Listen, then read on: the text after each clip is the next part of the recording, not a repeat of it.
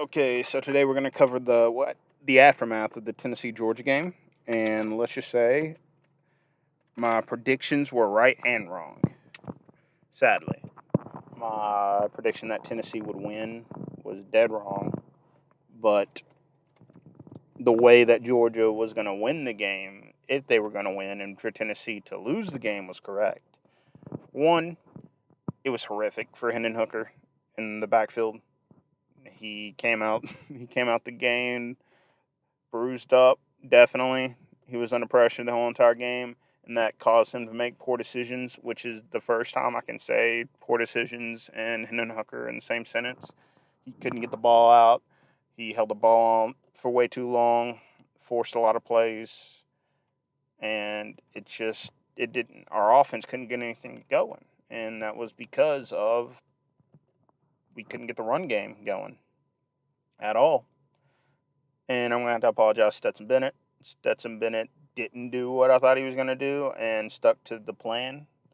And when you stick to the plan, like Kirby said in his post conference, when you stick to the plan, good things happen. And that's what they did. They dialed up a whole lot of pressure. They dialed up the most pressure they've ever had this year, which made it where Hendon Hooker can't make plays, and they shut down a run game. We averaged about 2 to 3 yards a carry, which is the least amount we've ran this whole entire year. And that caused us to falter big time. Shout out to the Georgia fan base because they were wild, absolutely wild that game. They caused us to have 8 pre-snap penalties, which is the most we've had all year in a game. We looked a lot like Bama did when they played us at home, and that shows how big home court advantage is. And I will also say I don't think it helped that they were the hunter, since they've been the hunter a lot, and we've never been the hunted, really ever. We've always been the underdog, and I think the fact that they were ranked 3 and we were ranked number 1 didn't help Tennessee's case at all. And yeah, didn't help their case at all. And so Georgia played a lights out game. They played a phenomenal game. I'm really not sure what they could have done better, because they covered deep because we didn't threaten them with a run, and they made us settle for plays underneath.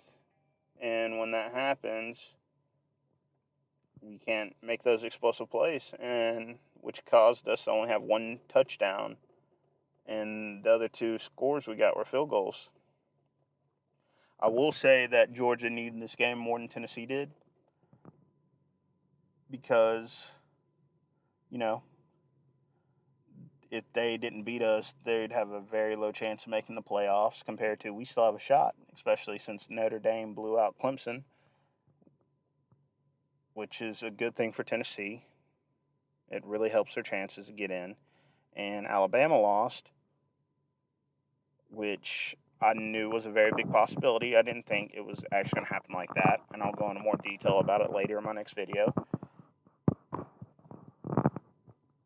And this was really a statement for Georgia and showed everybody that their defense, the way they play football, is not going to change no matter who they play.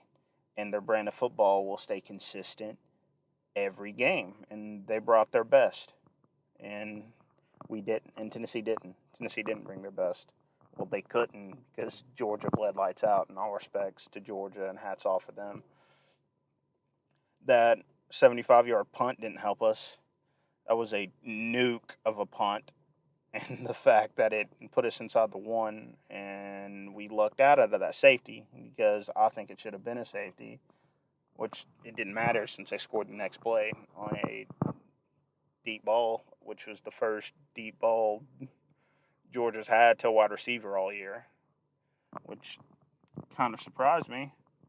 And we couldn't stop Georgia's run game. They ran all over us, and we couldn't get pressure on Stetson Bennett.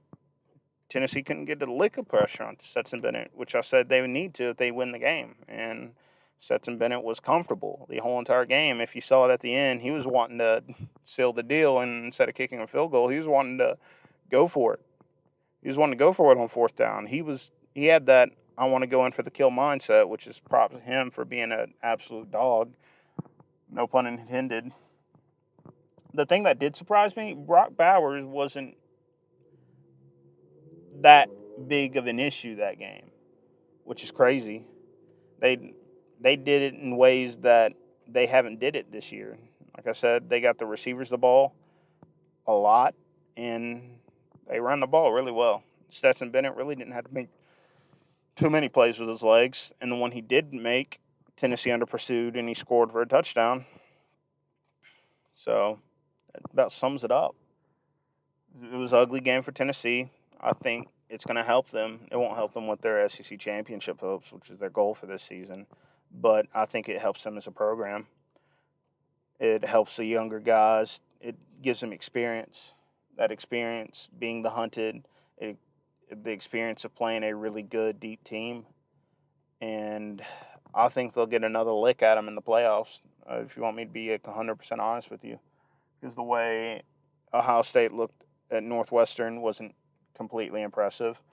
And TCU didn't impress me for the first 3 quarters. So I think Tennessee has a shot at still making the playoffs as long as Georgia doesn't get beat by LSU, which could happen since LSU's really turning up. Yeah. The takeaways from this game, home field advantage definitely matters, especially when you're an elite team. You have to stick to your game plan, and you got to be disciplined. That was the takeaways for Tennessee this game. I will say that the few plays Jalen Wright did get out, he did run successfully, and I would like to see him get more touches because he's a dynamic runner. He isn't as great on receiving as Jabari Smalls is, but he's a very hard ball carrier to bring down. He's super elusive and he's explosive. Yeah. But what Tennessee really needs to do is to just settle down, take it one game at a time, realize their season's not over yet. They still got a lot riding on them. They got still a lot on the line they can play for. They don't necessarily have their own destiny in their own hands, but keep swinging, play the best of your ability from here on out, and you never know what can happen. It is college football every given Saturday. Well, that's all I'm going to say for this episode. I'm going to drop another episode later reviewing the Alabama LSU game. And I hope you enjoyed the content. And I will talk to y'all later.